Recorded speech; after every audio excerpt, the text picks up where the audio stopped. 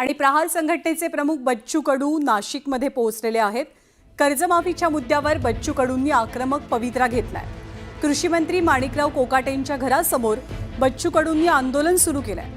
मशाल पेटवून कार्यकर्ते आणि पदाधिकारी या आंदोलनामध्ये सहभागी झालेत। या आंदोलनामध्ये शेतकऱ्यांचाही मोठ्या संख्येने सहभाग दिसतोय। शेतकऱ्यांच्या प्रश्नावरून राज्यभरात प्रहारचे कार्यकर्ते आक्रमक होत आहेत आणि कर्जमाफीसाठी प्रहारच्या कार्यकर्त्यांची जोरदार घोषणाबाजी पाहायला मिळते।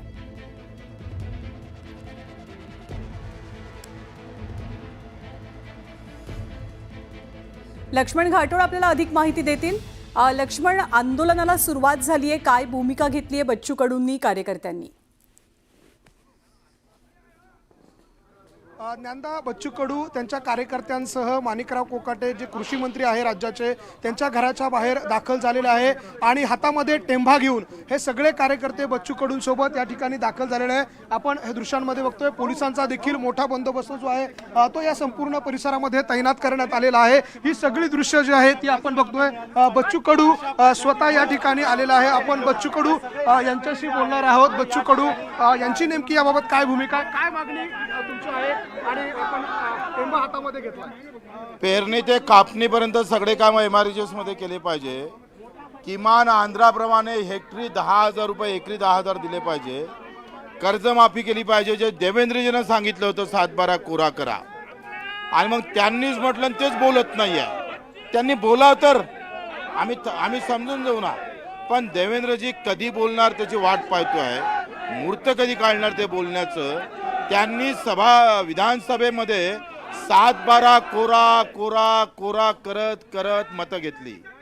आता मात्र ते पैसे द्यायला मात्र तयार नाही आहे, त्याच्यावर बोलायला तयार नाही आहे, आणि त्याच्यासाठी हे आंदोलन आहे। धर्माच्या नावावर दंगे केले, दंगेतून मतं घेतले, पण आता तसं होणार नाही। माझा शेतकरी जाती पाती धर्मात बाटणार नाही, तर तो सरकारची पंगा घेतल्याशिवाय राहणार नाही। तुमच्या हातामध्ये शेतकऱ्यांचा आसूड हे पुस्तक आहे। आता आम्ही माणिकराव कोकाटे साहेबांना हे पुस्तक द्यायला आलो आहे, निवेदन द्यायला आलो आहे। ते आता येते काय तर वाट पाहतोय। आले नाही, भेटले नाही तर तुमची भूमिका पाहू, आता ते ठरवू। बच्चू कडू आपल्या सोबत होते। अशा पद्धतीनं ते ट्रॅक्टरवरती स्वार होऊन माणिकराव कोकाटे यांच्या निवासस्थानावरती दाखल झालेला आहे। दुसरीकडे अशा पद्धतीनं शेतकरी जे आहे ते कांद्याचा माळा घालून दाखल झालेले आहे। मोठ्या प्रमाणात नाशिकच्या चांदवड, लासलगाव आणि वेगवेगळ्या भागातले शेतकरी जे आहे ते बच्चू कडू यांच्यासोबत बरोबर आहे। मोठ्या संख्येने आपल्या सहकाऱ्यांसह बच्चू कडू माणिकराव कोकाटेंच्या घराबाहेर, कृषी मंत्र्यांच्या घराबाहेर आंदोलन करण्यासाठी पोहोचलेत। लक्ष्मण, ताजी माहिती जाणून घेत राहू। तुर्तास धन्यवाद। आणि यासोबत